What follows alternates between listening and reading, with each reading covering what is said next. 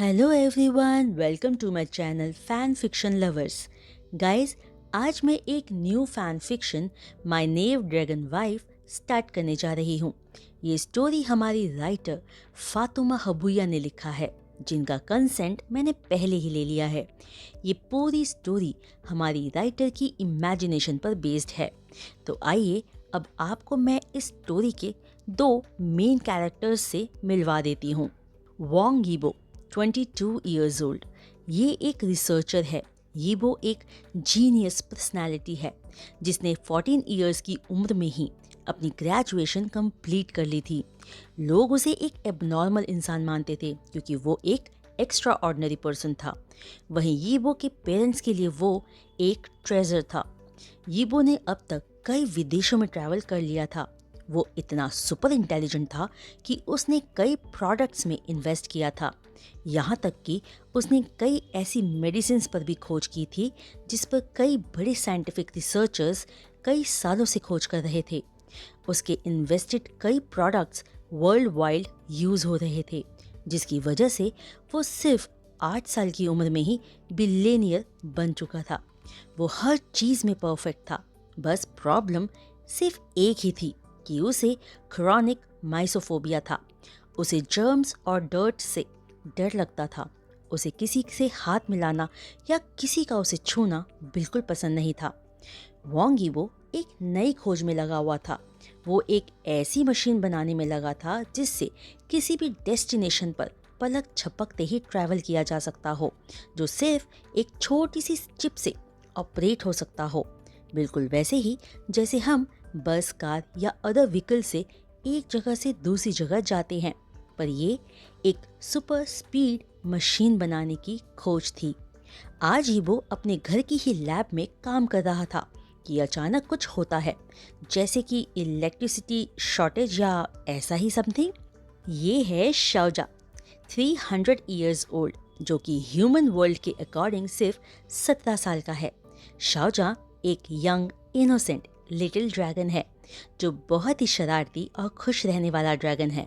उसके dragon world में वो एक छोटे बच्चे की तरह ट्रीट किया जाता है, जिसे कोई ज़्यादा नॉलेज नहीं है और जो अभी भी खुद को ह्यूमन बॉडी में 2 घंटे से ज़्यादा ट्रांसफॉर्म करके नहीं रख सकता था। वो अचानक अपनी दुनिया से गिरकर दूसरे डायमेंशन में आ जाता है, जो कि प्लैनेट अर्थ था।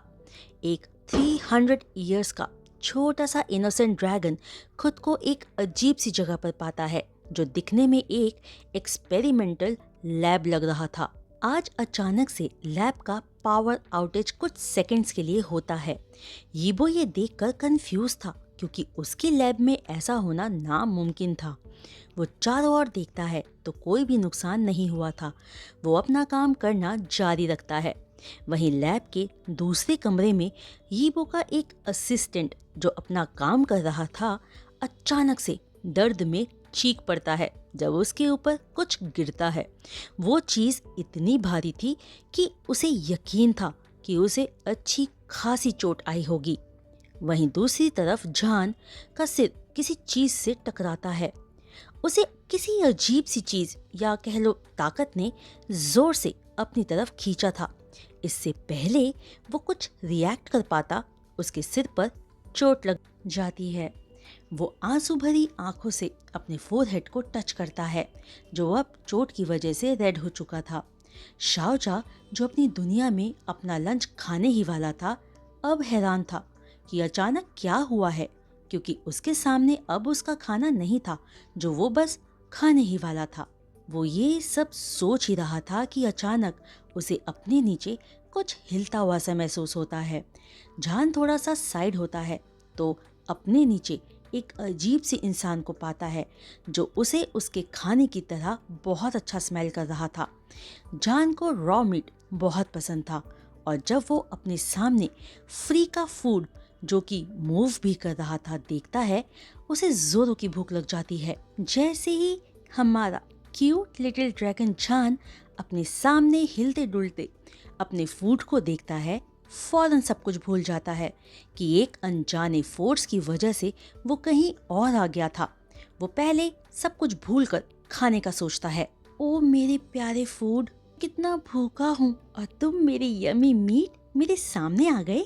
जान ये सब बेबी वॉइस में यीबो के असिस्टेंट की बैक पर अपना फेस रब करते हुए कहता है। यीबो का असिस्टेंट, जिसका नाम शुकाई था, वो हैरान हो जाता है जब उसे एक स्ट्रेंज वॉइस सुनाई देती है जो अपना चेहरा उसकी पीठ पर रब करते हुए खाने के बारे में बात कर रहा था। वो अब तक समझ नहीं पाया था कि ये अजनबी जो न जाने कहां से आकर उसके ऊपर गिर गया था, किस खाने की बात कर रहा है। तभी शुकाई अचानक से स्टिफ हो जाता है जब वो अजनबी उसे एक डॉग की तरह सूंघने लगता है। वाह, कितनी अच्छी खुशबू आ रही है, ये जरूर बहुत अच्छा खाना होगा। जान ये कहते हुए खुशी से ड्रैगन वॉइस में ग्रॉल करता है। शुकाई फौरन उस ग्रॉल की आवाज सुनकर समझ जाता है कि वो स्ट्रेंजर जिस खाने की बात कर रहा है वो और कोई नहीं, वो खुद है। शुकाई पैनिक करते हुए चिल्लाकर कहता है, हे, मैं ह्यूमन हूँ, तुम्हारा खाना नहीं हूँ, छोड़ो, मुझे जाने दो। शुकाई खुद को उस खतरनाक एनिमल से, जो कि बोल भी पा रहा था, छुड़ाने की कोशिश करता है।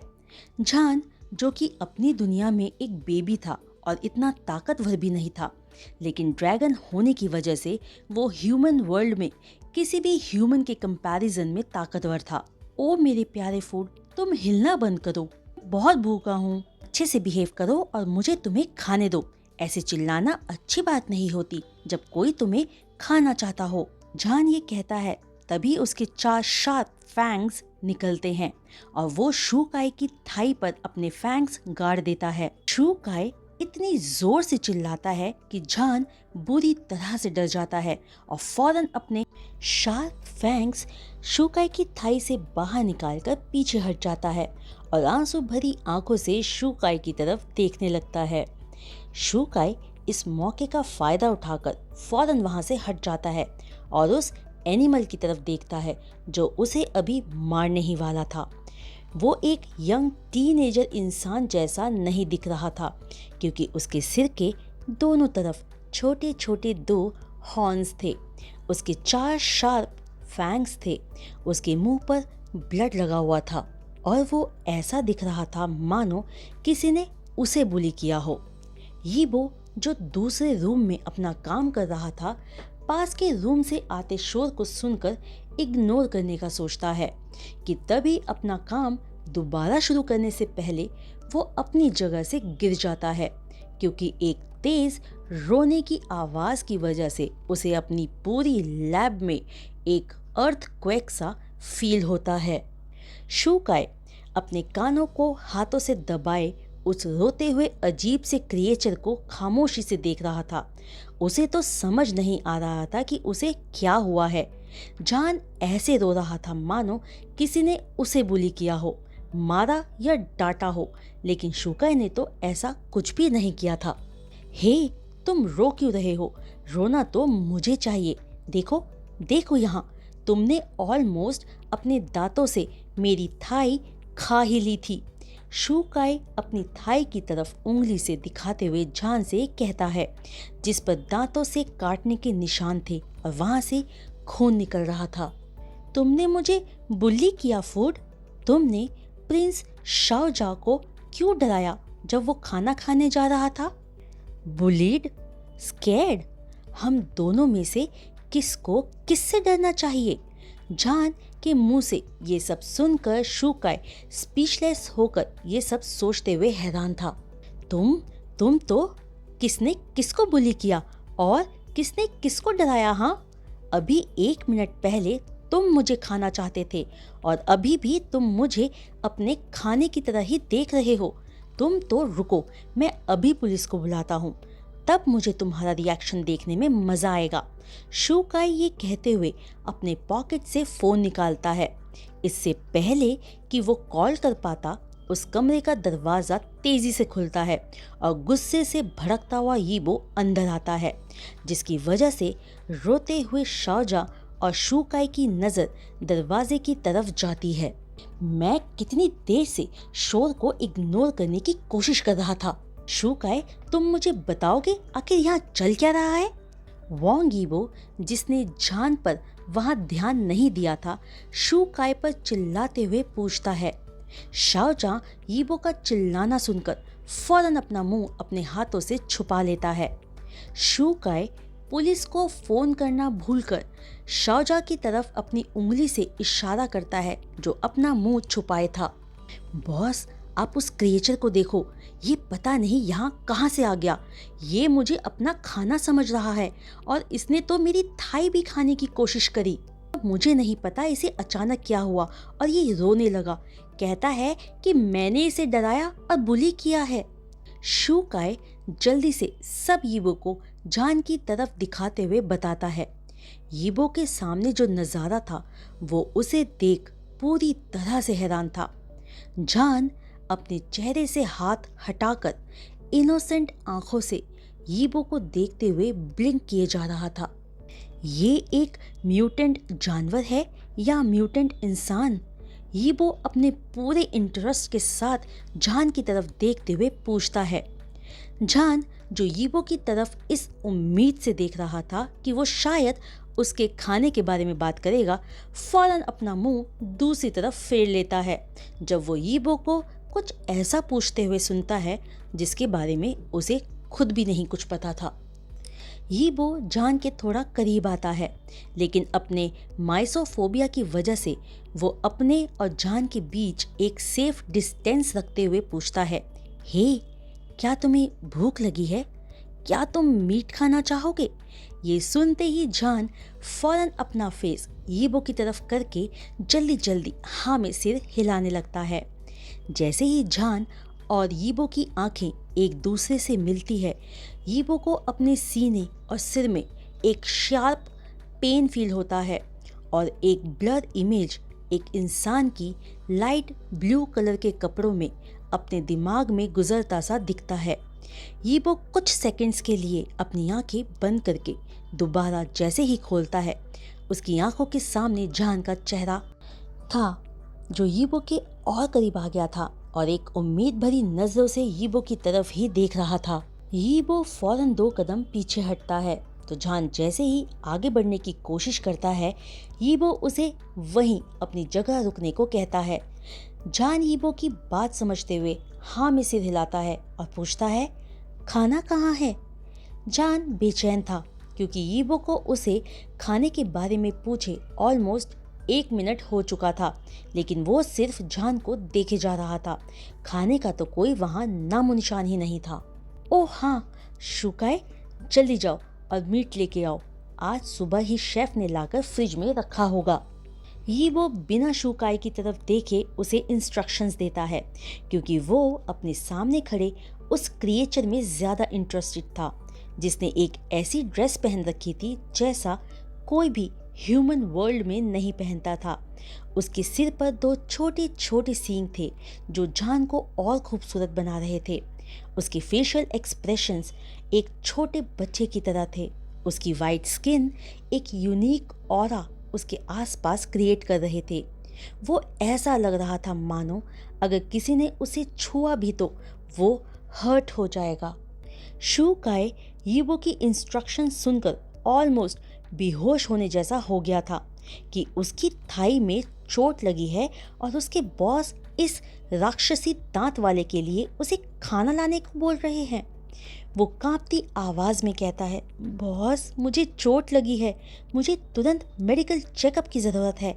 अगर देर हो गई तो मेरी हालत बिगड़ भी सकती है। शू काय को ऐसा बोलते सुन शाओजां उसकी तरफ देखते हुए ग्रॉल करता है और अपने 4 शार्प फैंग्स उसे दिखाता है, जिसे देखते ही फौरन शू काय लंगड़ाता हुआ वहाँ से भाग जाता है। आओ, बैठो यहाँ। जब तक तुम्हारा खाना आ रहा है तब तक मैं तुमसे कुछ सवाल करूँगा और तुम उसका जवाब दोगे, ठीक है? यीबो, जो अपने असिस्टेंट की बिल्कुल परवाह नहीं कर रहा था, जान से कहता है। जान फौरन पाउट बनाते हुए अपना मुंह फिर से दूसरी तरफ मोड़ लेता है और पाउटी लिप्स के साथ कहता है, खाना नहीं तो कोई सवाल नहीं। फिर वो यीबो से थोड़ी दूर जाकर बैठ जाता है। बेशक उसकी दुनिया में लोग उसे सीधा और बेवकूफ़ समझते थे, लेकिन वो इतना भी बेवकूफ़ नहीं था, वो बहुत स्मार्ट था। उसकी मॉम उसे हमेशा उनका स्मार्ट लिटिल बेबी ड्रैगन बुलाया करते थे। वो जान को सब कुछ देते थे और पूरी तरह से स्पॉइल करते थे। कोई उनके लिटिल ड्रैगन को बुली नहीं कर सकता था, लेकिन आज उस बदतमीज खाने ने उसको बुली किया था।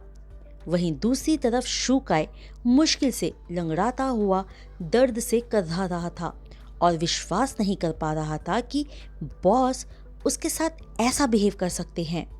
वो इकलौता ऐसा असिस्टेंट है इस पूरी दुनिया में जो यीबो की क्वालिफिकेशन को मीट कर पाया था, जो यीबो के दिए किसी भी टास्क को इजीली और स्मार्टली कर सकता था।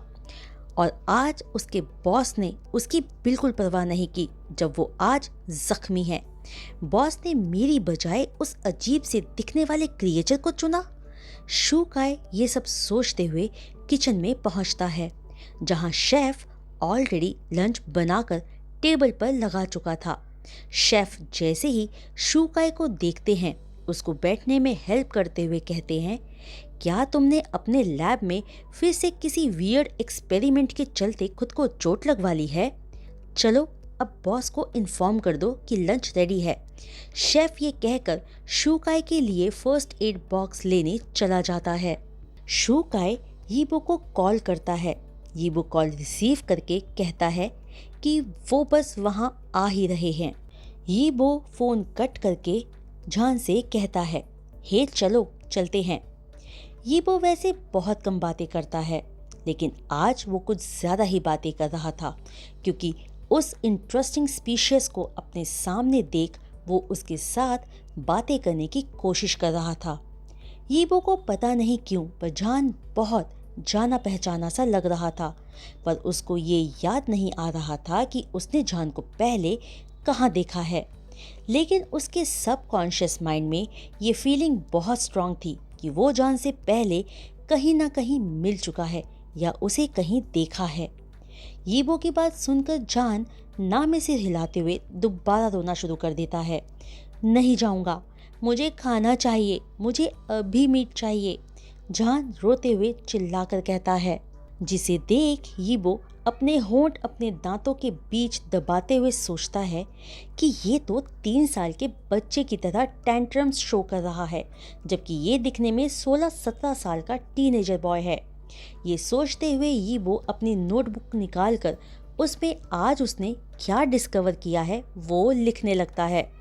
सब कुछ नोट डाउन करने के बाद यीबो जान से कहता है, तुमने अगर खाना नहीं खाना तो तुम यहाँ रह सकते हो, लेकिन तुम्हारा खाना ऑलरेडी बाहर सर्व कर दिया गया है। ये कहकर यीबो वहाँ से मुड़कर बस कदम उठाने ही वाला था कि कोई उसे अपनी पीठ पर चढ़ा हुआ सा महसूस होता है। उसकी पूरी बॉडी फ्रीज हो जाती है, क्योंकि जब से उसने होश संभाला था किसी ने भी ना तो उससे ज़्यादा करीब आने की कोशिश की थी और ना ही छूने की। लेकिन इस क्रिएचर की इतनी हिम्मत थी कि वो सीधे यीबो की पीठ पर चढ़ गया था। शाओजा यीबो की रेस्टलेसनेस महसूस कर लेता है कि तभी उसकी बॉडी से एक ब्लू लाइट निकलने लगती है, जो उन दोनों की बॉडीज को अपनी रोशनी में घेर लेती है। यीबो, जिसको बस पैनिक अटैक आने ही वाला था, मिराकुलसली अपने आप को शांत पाता है। जान यीबो की पीठ से उतरकर थोड़ा पीछे हटते हुए कंसर्न टोन में पूछता है, क्या तुम ठीक हो? हाँ, मैं ठीक हूँ, लेकिन मैं तुम्हें वार्न कर रहा हूँ, मुझे दोबारा कभी मत छूना। ये कहकर यीबो वहाँ से जाने लगता है। जान, जो यीबो की बात से कंफ्यूज था, बिना कुछ ज़्यादा सोचे उसको फॉलो करने लगता है। यीबो जान को किचन में छोड़कर फौरन अपने रूम में चला जाता है। यीबो का चेहरा पीला पड़ा हुआ था। वो जल्दी से अपने कपड़े उतारकर खुद को साफ करने लगता है। जान उसकी पीठ पर चढ़ा था, ये इमेजिन करते ही वो और ज़्यादा अनकंफर्टेबल फील करने लगता है। उसके फोबिया की वजह से उसे अपनी पूरी बॉडी में जर्म्स मूव होते महसूस हो रहे थे। वहीं दूसरी ओर जान चेयर पर बैठकर शूकाई की तरफ देख रहा होता है, जो अपने घाव को साफ करते हुए पेन भरी आवाज निकाल रहा था। तुम अपनी चोट साफ क्यों कर रहे हो, जबकि मैं नेक्स्ट तुम्हें ही खाऊंगा। जान इनोसेंटली कहता है, जिसको सुनकर शूकाई का हाथ अपनी चोट पर जोर से दब जाता है और वो दर्द में चीख पड़ता है। तो गाइस, आज का एक्सप्लेनेशन मैं यहीं रोकती हूँ और आप सबसे जानना चाहती हूँ कि आपको इस स्टोरी का फर्स्ट पार्ट कैसा लगा। ये स्टोरी बहुत क्यूट है, जिसमें जान बॉटम है। ये स्टोरी जब मैंने पढ़ी थी तो मुझे बहुत अच्छी लगी, तो मैंने आप सबके साथ शेयर करने का सोचा। प्लीज़ अपने थॉट्स इस स्टोरी के लिए ज़रूर शेयर कीजिएगा। और अगर आपको आज का वीडियो पसंद आया हो तो वीडियो को लाइक, शेयर, चैनल को सब्सक्राइब और बेल आइकन को हिट करना मत भूलिएगा। तो आज के लिए बस इतना ही। मैं जल्द वापस आऊँगी अपनी नेक्स्ट वीडियो एक्सप्लेनेशन के साथ। तब तक के लिए बाय।